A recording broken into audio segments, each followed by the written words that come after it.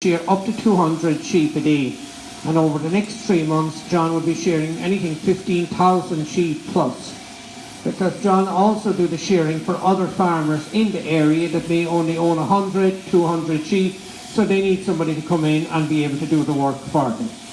Now, when I came home from school in the evening, all the work was done by hand, using hand shears. And using a hand shears, I could shear about 20 in the evening. In a full day, you do about 60. That was hard work. And we were the last place in Ireland to get electricity in the year 1977. And it was 1986 before we moved over to electric. And one of the reasons it was so costly to buy an electrical shearing machine over 30 years ago. The first one cost nearly $3,000. Today they cost only $1,100, $1,200. So as we all know, in the meantime, the electrical equipment have come down, not gone up in price. Now, that skill of shearing is something you learn from a very young age. It's not something that you can just come in and go shearing. It's how John rotate, control, manoeuvre the sheep is very important. It's the same procedure like you or me go to a physiotherapist or a chiropractor. They have to carry out manipulations. John do it in the same way. The main thing is to keep the sheep calm and relaxed. He always holds him by the head, and you then see the way he rotates him around, and the wool just come off so easy.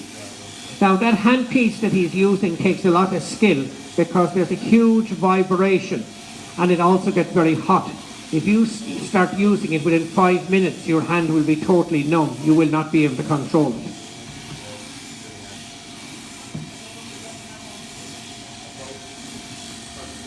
Now, the first thing John will do is to give the sheep medication for their health and well-being.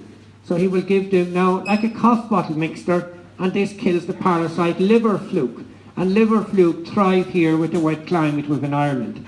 And then last but not least, he will give them another medication to kill worms. And all those parasites thrive in the wet grass. And then last but not least, he will apply his identification on the sheep. Every farmer, different colours. So when you're driving along in your CIE coach, you'll see the different coloured sheep along the roads. The main identification here in the farm is red, and then we have subdivisions where the sheep are within different parts of the farm, taking into consideration the farm is over 2,500 acres of mountain land. So when John sheared the sheep, he then will put them in separate.